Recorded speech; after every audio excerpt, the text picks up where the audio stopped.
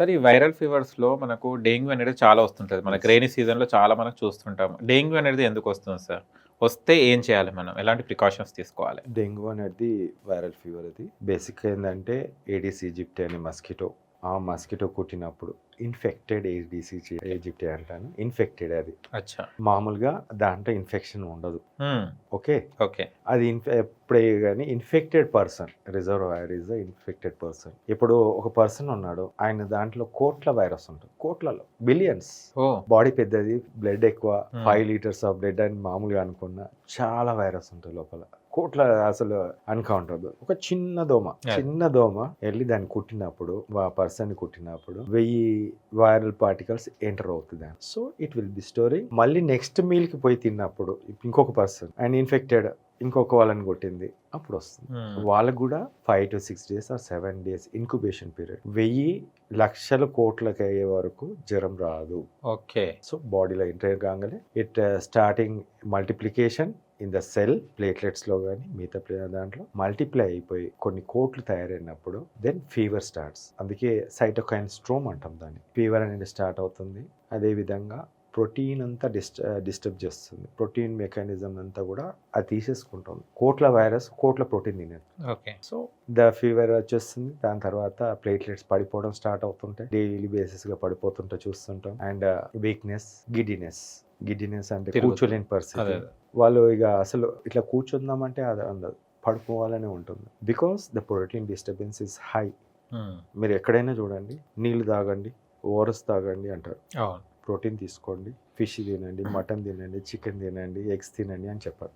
అందుకే దీంట్లో వైరస్ అనేది it self is lipo protein depletion అయిపోతుంది టోటల్. డెంగ్యూ వచ్చిన వాళ్ళకి చాలా వరకు మనకు పపాయ తినమని సజెస్ట్ చేస్తుంటారు. పపాయ తినడం వల్ల ఏమైతుంది సార్ బాడీలో? మూర్ఖులు అదే చెప్తుంటారు. ఓకే. పపాయ తినమనే వాళ్ళు. పపాయ తినవాళ్ళు మూర్ఖులు అంట. అంటే పపాయని ఒక అదేంటి అద్భుతమైన ఫ్రూట్.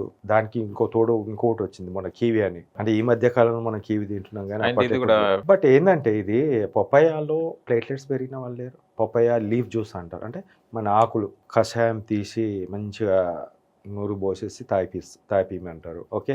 టాబ్లెట్స్ కూడా ఉన్నాయి, దాన్ని ఏమంటారు. అదే విధంగా పపాయ ఫ్రూట్స్ తినమంటారు. అవును. ఇప్పుడు ఏదో కార్పొరేట్ హాస్పిటల్ పోతాడు, కషాయం వస్తే తిట్టుకుంటాడు వాడు పేషెంట్. సో నీట్ గా ఫ్రూట్స్ తినండి అమ్మా అంటారు. అంటే మూర్ఖులకు నేను ఒకటే సమాధానం చెప్తున్నాను. ఏంటంటే బుద్ధున్న వాడు ఎవడైనా సరే ప్లేట్లెట్స్ పెరుగుతున్నాయి అంటే దాన్ని పపాయ యూ టేక్ అంటాం. అవునా? ఆ! అవునా కాదా? Yes. నువ్వు ఇంట్లో పడుకొని పపాయ జ్యూస్ తాగు, పపాయ తిను, మరి ప్లేట్లెట్స్ ఎందుకు పడుతున్నాయి? నువ్వు ఎందుకు సీరియస్ అవుతున్నావు? ఎందుకు హాస్పిటల్లో పోయి అడ్మిట్ అవుతున్నావు? చచ్చేవాడు ఎందుకు చేస్తున్నాడు? Okay. పెరుగుతాయి అన్నప్పుడు యూ షుడ్ బి మంచిగా బిందాస్ ఉండొచ్చు. అవును. But it never happen, did not happen. అందుకోసమే నేను ఒకటే చెప్తాను, ఏంటంటే పపాయ తోటి ఏమి లేదు. పపాయ మంచిదే, కానీ అందరూ తినచ్చు, కానీ దాంతో ప్లేట్లెట్స్ పెరిగే ప్రసక్తే లేదు. అది ప్లేట్లెట్స్ పెరగాలంటే ఏం చేయాలి సార్? ముఖ్యంగా ఏంటంటే ఈ డెంగ్యూలో ఏంటంటే మనకు ఫీవర్, హై గ్రేడ్ ఫీవర్ వచ్చినప్పుడు దట్ ఇండికేట్స్ హై గ్రేడ్ 101, 103 ఫీవర్ని సబ్సైడ్ చేసుకోవడం, తగ్గించుకోవడం. ఒకటి మన ఇంట్లోనే ఆయుధం ఏంటంటే మనమే. ఇప్పుడు పేషెంట్ చిన్నపిల్లోడైనా పెద్దోడైనా ఎవరైనా కానీ తడిబట్ట పెట్టి చూడడం ఫస్ట్ ఉత్తమ ధర్మం అంటున్నాం. వదిలేయడం కాదు. మనం ఒక్కసారి 100 టెంపరేచర్ ఉంది, 103 ఉంది, 104 ఉంది, టెంపరేచర్ని తగ్గించడం మన కర్తవ్యం ఫస్ట్. సెకండ్, చేతిలో పారాసిటమాల్ మనకు తెలియకుండా మన ఇంట్లో ఉంటుంది, వేయడం. ఇమీడియట్గా ఫీవర్ తగ్గిపోతుంది. ఆటోమేటిక్గా ఫీవర్ తగ్గినప్పుడు బాడీ అనేది డిస్టర్బ్ కాకుండా ఉంటుంది, అలజడి చేయకుండా ఉంటుంది. లివర్ కానీ బ్రెయిన్ కానీ అన్ని పార్ట్స్. సో పర్సన్ చాలా ఫ్రీగా నాకేం లేదన్నట్టు మళ్ళీ లేచి తిరుగుతాడు. That is the second. ఇంకొకటి ఏంటంటే ప్లేట్లెట్స్ ఏదైతే ఉందో వైరస్ అనేది ప్లేట్లెట్స్ మీద అటాక్ చేస్తుంది, చంపుతుంది. మల్టిప్లై అవుతుంది, దాన్ని తినేస్తుంది, మల్టిప్లై అవుతుంది. సో వైరస్ని తగ్గించే విధంగా మెడిసిన్స్ ఉన్నాయి. వైరస్ని చంపే విధంగానే. వైరస్ ఎప్పుడైతే చంపుతామో ప్లేట్లెట్స్ ఆటోమేటికల్గా పెరుగుతాయి. నేను ఇప్పటి వరకు ప్రతి కేసు నేను ఆల్మోస్ట్ 100 కేసెస్ దాకా నేను యూట్యూబ్ అప్లోడ్ చేశాను. ప్రతి కేసు ఇప్పుడు నాకు 20,000 దగ్గర 30 కాదు, 40 కాదు, ఎక్కడ వచ్చినా సరే అక్కడ నుంచి నేను పెరగడం చూస్తా తప్ప కింద పడడం చూడరు. మీరు ఇప్పుడు కార్పొరేట్ హాస్పిటల్లో ఎన్ని హాస్పిటల్కి పోయిన తర్వాత 4 లక్షలతోటి అడ్మిట్గా అబ్బా నాకు డెంగ్యూ వచ్చింది, ఇక్కడ పోతే నన్ను సురక్షితంగా నన్ను కాపాడతారు అని చెప్పేసి నువ్వు అనుకుంటే పొరపాటు. ఫస్ట్ డే 4 లక్షలు, సెకండ్ డే 2 లక్షలు, థర్డ్ డే 1,00,000, ఫోర్త్ డే 30,000. చాలా సీరియస్ అండి, బాగాలేదు, బ్లడ్ ఎక్కించాల్సి వస్తే ప్లేట్లెట్స్ ఎక్కించాలంటారు. లోపల తీసుకెళ్తారు ఐసీలో.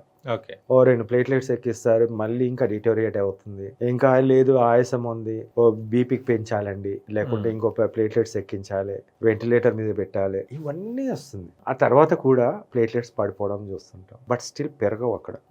ఎప్పుడైతే ఈ వైరస్ ఇలా పడిపోయి తనంతల బాడీ మంచిగా ఉంది, it is cooperating again regenerating, viral load మొత్తం కూడా తగ్గుతుంటాయి, ఇట్లా పెండులంలా వచ్చి వెళ్తుంది ఓకే. నార్మల్గా సహజంగానే ఇలా పడి వెళ్తుంది. That is you escape from this dengue అని చెప్పొచ్చు. హాస్పిటల్లో కూడా ఇలా పడి వాడు మంచి ఇమ్యూనిటీ బాగుంది అనుకుంటే అక్కడి నుంచి మళ్ళీ పెరుగుతుంది. 5-6 days తర్వాత మళ్ళీ స్టార్ట్ పెరగడం. Okay. That is natural mechanism. దాన్ని నేను ట్రీట్మెంట్ ఇస్తున్నాను వాళ్ళు అంటారు, అది జీరో. ఒక్కొని రమ్మాను, ఒక్కొక్క 100 మందిని రమ్మాను, నేను ఇచ్చేది ట్రీట్మెంట్ చెప్పమాను. ప్లేట్లెట్స్ పడిపోయి దాన్ని ట్రీట్మెంట్ ఎవడంటారు? ఇంక్రీజ్ కావాలి. ఇంక్రీజ్ కావాలి. నేను అదే కోరుకుంటున్నాను. నేను ఒక్కొనే ట్రీట్ చేయాలనేది నాకు ఉద్దేశం కాదు. నేను గవర్నమెంట్ కోరుకునేది ఒకటి. ఐసీఎంఆర్కి కూడా పేటేజ్ వచ్చాను, ఇంకా యూనియన్ హెల్త్ మినిస్టర్ కూడా పెట్టాను. ఇక్కడ ఉన్న రాష్ట్రంలో అప్పుడున్న కేసీఆర్కి పెట్టినాను, మెయిల్ పెట్టినాను, అప్పుడున్న గవర్నర్కి పెట్టినాను, ఎంతో మంది మినిస్టర్లకు పెట్టినాను. No reaction. Next day platelets పెరిగేది కావాలా లేకుంటే పడేదే కావాలా? లక్షలు ఖర్చు పెట్టుకొని ప్రాణాల ముప్పు తెచ్చుకొని అన్ని విధాలుగా మయోకార్డైటిస్, ఎన్ని రోజులు వైరస్ లోపల ఉంటే అన్ని రోజులు మయోకార్డైటిస్, హార్ట్ మీద ఎఫెక్ట్ పడితే, క్లాట్స్ ఫామ్ అయితే ఇంకా సర్వనాశనం అయిపోతాయండి. If you don't get a proper treatment everything will be damage. ఒక 2 రోజులలో నీకు వైరస్ చనిపోతుంది, ఒక రోజులో ఫీవర్ పోతుంది, ఒక రోజులో నీకు ప్లేట్లెట్స్ పెరగడం జరుగుతుంది. మీకు ఏం కావాలి? ఇప్పుడు నా మొబైల్లో నేను ఇప్పుడు చూపిస్తాను. పెద్ద కార్పొరేట్ హాస్పిటల్ కేసీఆర్ ఎప్పుడు పోతుంటాడు ఆడికి, 2,14,000 platelets first day, second day 1,77,000, decreasing, third day 1,30,000. Sir platelets పడిపోతున్నాయి ఏం సార్ అని నాకు ఫోన్ చేసింది వన్ ఆఫ్ ద మాకు తెలిసిన హెల్త్ వర్కర్, మా ఆఫీస్లో పనిచేస్తుంది, అంటే నియర్ బై. లేదా మా పెరుగుతుంది, మీరు అక్కడి నుంచి వెళ్ళిపోండి అన్న. ధైర్యం ఉండాలి దానికి. నెక్స్ట్ 24 hours 1,40,000, 130 నుంచి 140 పెరుగుతూ వస్తుంది. What is this? మ్యాజిక్ కదా? It is not the magic, it is the treatment. ప్రజలు ఒకటి తెలుసుకోవాల్సింది, నేను ఒకటే చెప్తాను ఏంటంటే ట్రీట్మెంట్ ఉంది, ఇదే ట్రీట్మెంట్ కావాలని చెప్పండి. నేను అదే కార్పొరేట్ హాస్పిటల్స్కి వెళ్ళినప్పుడు నాకు ప్లేట్లెట్స్ పడొద్దండి, పెరగాలి, అప్పుడే నేను డబ్బులు ఇస్తాను చెప్పమానండి, సరిపోతుంది. కూడా అడ్మిట్ చేసుకోడు, because they don't have the treatment. ఇప్పుడు నా దాన్ని యూజ్ చేయొచ్చు, మెల్లగా లాస్ట్లో కూడా పెట్టచ్చు.